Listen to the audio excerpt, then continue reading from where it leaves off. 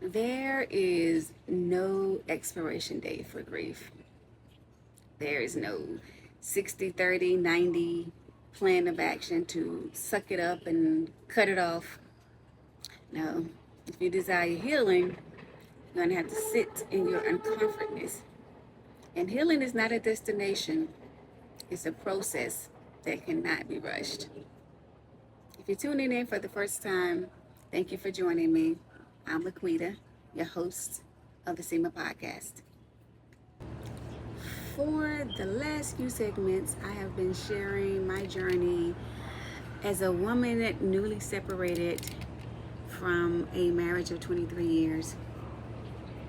To hear the backstory, click the link.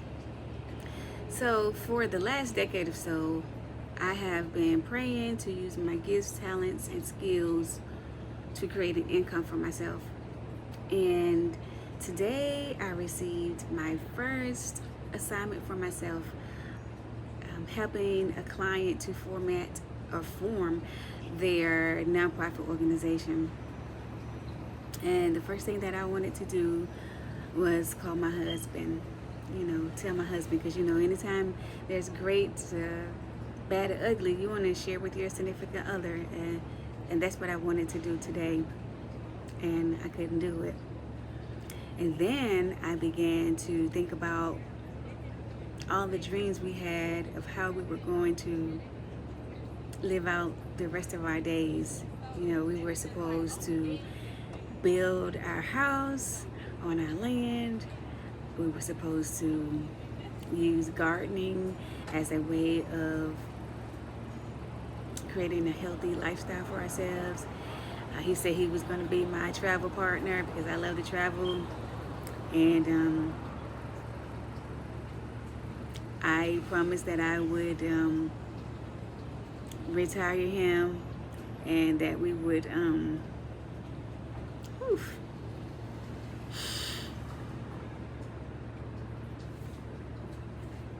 then I would get us matching Ford F-250s.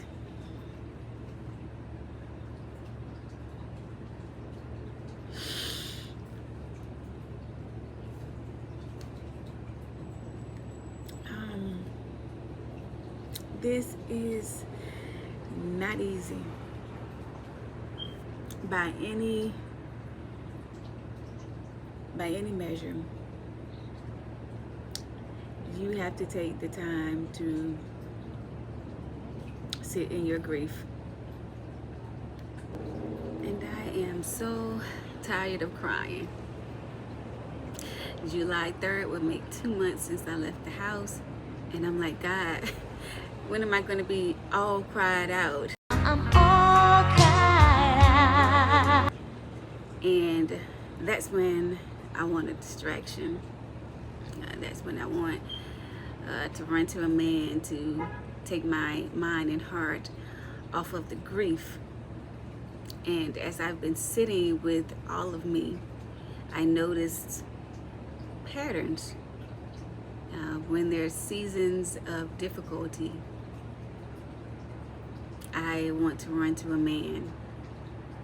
And in the past, that's what I've done. I have run to men that were either unemotionally available or physically available.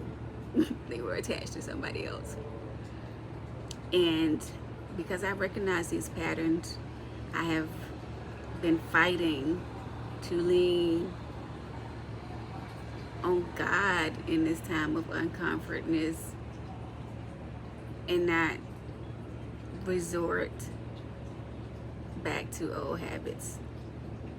And it's been difficult because who wants to really sit in their stuff, right? We want healing, but when it becomes uncomfortable, we really don't want to sit with ourselves. So it takes a little bit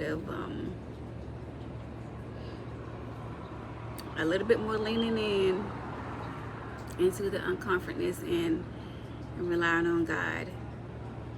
And I'm grateful that I am recognizing the patterns and the behaviors and fighting to make some changes. And there's some other needs that I gotta fight a little bit harder, but we'll talk about that at a later time. So what am I saying to you? Here's what I'm saying to you. There is no timeline for healing. You must take the time to sit in your grief and make a decision that you truly want to heal. And once you make that decision to truly heal, then you have to sit and feel all of your feelings and take the time to process it, and make sure you take the time to recover. I pray that this message has encouraged you to take the time that you need for yourself. And if you need help forming your business, visit liquidabenton.com. I'll be sure to link it in the description box. And I'm going to do something a little bit different. This may confuse the algorithm a little bit. I only want you to like if this message resonated with you in some way. And I only want you to share it if it will encourage someone else.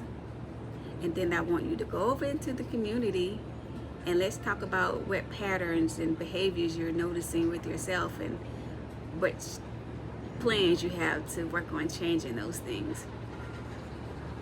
Until next time, thank you for tuning in, and I'll see you on the other side of your journey.